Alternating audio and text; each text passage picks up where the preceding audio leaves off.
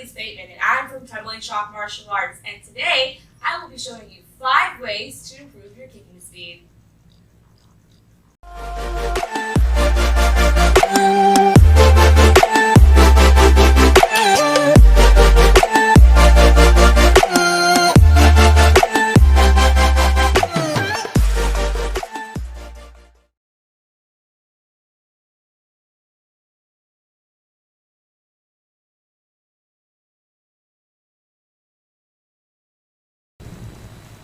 The first way to achieve a fast kick is to be in the right stance.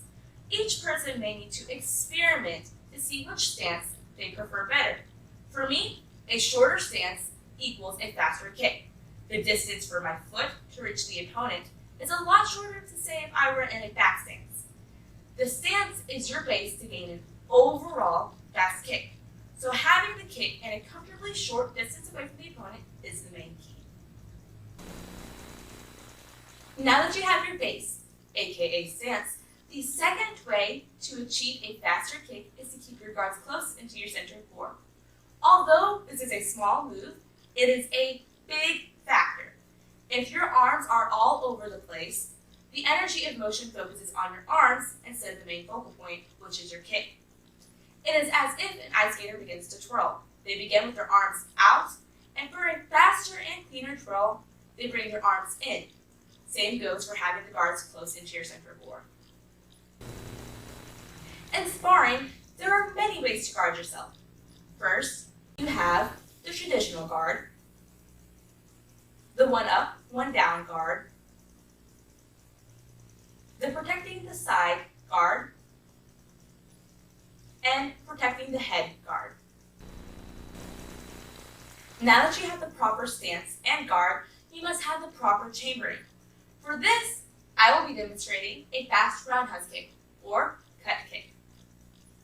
Unlike a traditional roundhouse kick being the up, out, back in, down, the chambering is less obvious. I start off in a comfortable fighting stance and bring up my knee and immediately execute the kick, landing towards my opponent instead of backwards. Along with chambering is something that I like to call the hip turn. This is where the power and point scoring ability is stored. This technique is especially used in the electronic scoring gear. With the electronics, the exactness of your foot must be lined up correctly, the pinpoint being the top of your foot, the instep, for a cut kick. To gain this hip turn, you must pivot on your standing foot so that your toes are facing behind you. This pivoting motion helps roll your hip into the correct spot. All that is left is to point the toes, and voila, you've mastered the hip turn. To see how this works, I will be showing you 2 video clips. One of the incorrect way without the hip turn, and one correct way with the hip turn.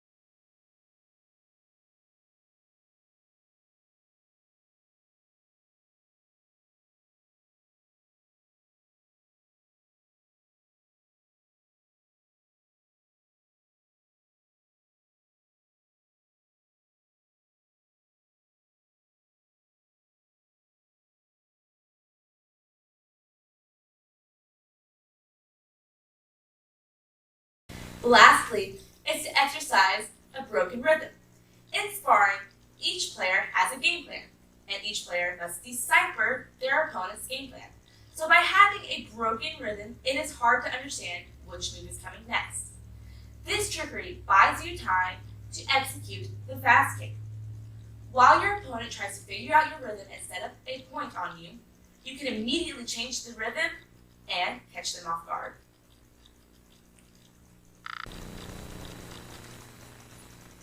For example, you don't always have to go bounce, bounce, kick, bounce, bounce, kick, bounce, bounce, kick. You can use that once, but maybe the next time go bounce, switch, switch, kick. So the 5 ways to improve your kicking speed are: have a good base, aka stance, keep your guards close into your center core, have proper chambering, master the hip turn, and exercise a broken rhythm. All of these combined make any kick faster, scoreable, and a trembling shock kick.